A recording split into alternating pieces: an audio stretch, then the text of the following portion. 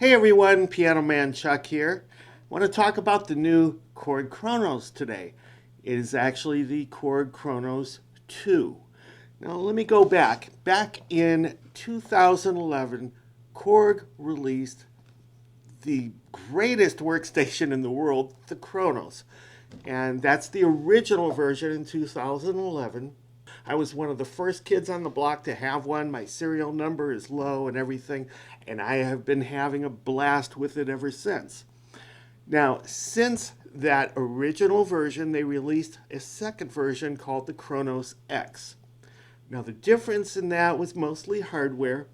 The original Kronos had 31 gigabytes of SSD or solid state drive memory, and it had 1 gigabyte of RAM.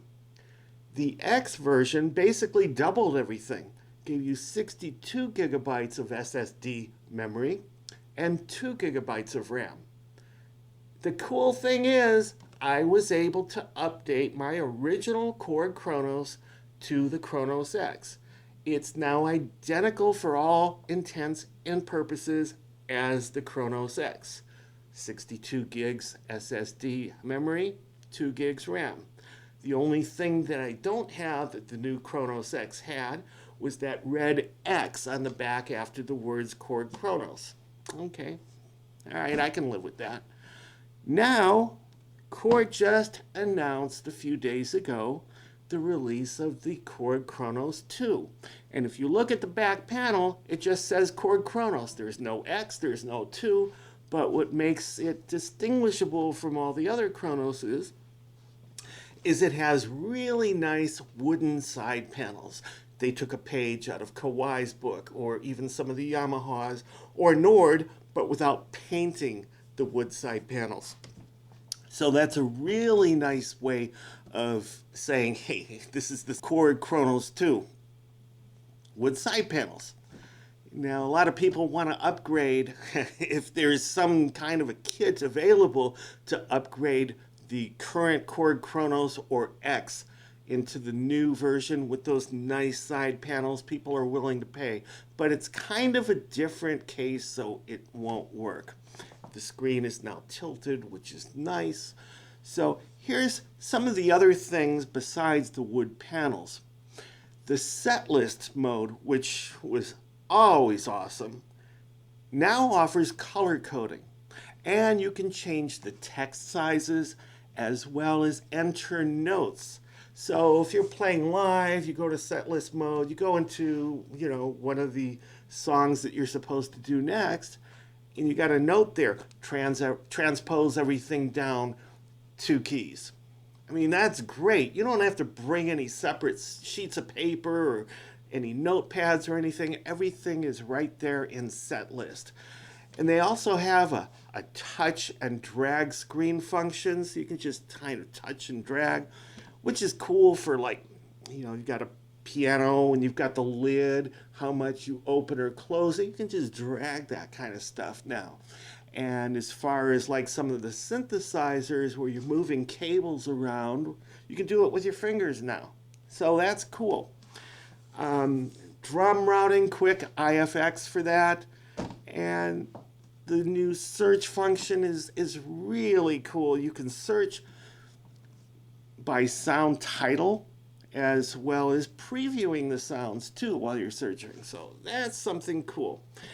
And of course, this is not new, but it's got thousands of voices or instruments, patches, whatever you want to call it, programs.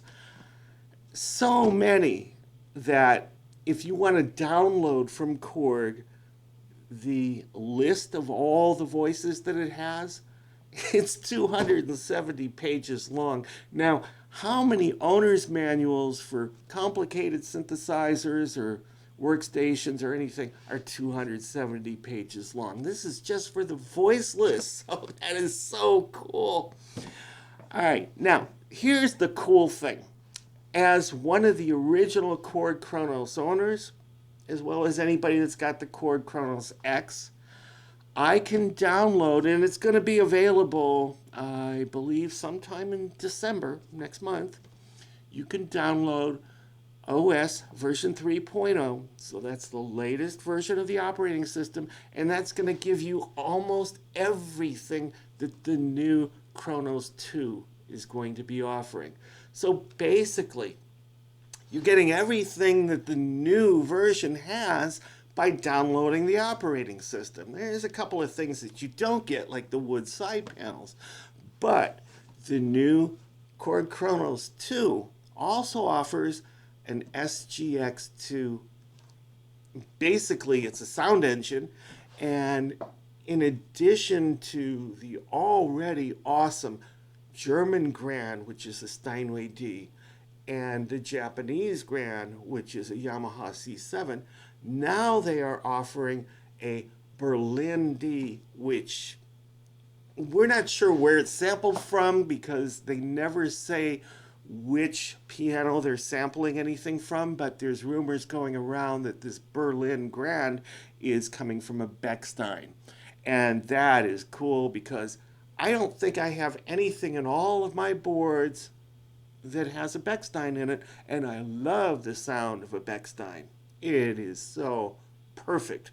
So that's a lot of stuff that they're adding to this Kronos 2, but if you want to be able to get that as a current owner of one of the older boards, Korg Kronos, Korg Kronos X, you can do that, but it's going to cost you. They haven't announced the price yet, but sometime in January, they're going to make that Berlin Grand downloadable at a price. Now, if it works like anything like their other previous things, like the Austrian Grand, basically you can download it and you can play it, but until you pay for it, it basically fades in and out. So you can play it for a few seconds and then it fades out where whatever you're playing, you're not hearing anything. Then it fades back in, which is a brilliant way of testing everything. And that's what I did with the Austrian Grand, which was actually the Bosendorfer before I bought that. So I'm really looking forward to that piano. And you can search some of the other YouTube channels for the new Berlin Grand in the Kronos, and you can hear it's really awesome. And that Berlin Grand actually is sampled at 12 velocity levels, so that's another cool thing all on its own. It also offers across the board for the SGX2 una corda sample support. So you've got, basically it's the soft pedal, which literally translates to one string. So that's another cool feature.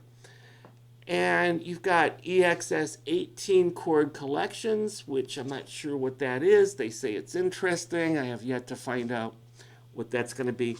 And you have the EXS 19, which is the K-Pro private collection, and it's offered as a free download to the new Kronos 2 owners. And if you want to download it as a older version, you've got the Kronos or the Kronos X. You can also do that. It's going to be $99, but if you do that in an introductory offer, you can do that through December 31st, whenever it starts to come out, through December 31st for an introductory offer of $49. So that's pretty much it with the Korg Kronos 2. And I've got to say that before the Kronos came out, I bought its predecessor, the Korg Triton Pro X, the 88 key version of the Triton. I bought that in 2000.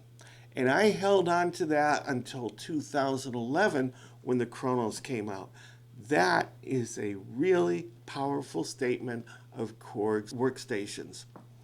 So that's really cool. And I've got to say, as far as Korg workstations and the Kronos in particular goes, of all the boards that I own, and I own quite a bit of boards, if they were all in one place, right now they're mixed between my office studio and my home studio.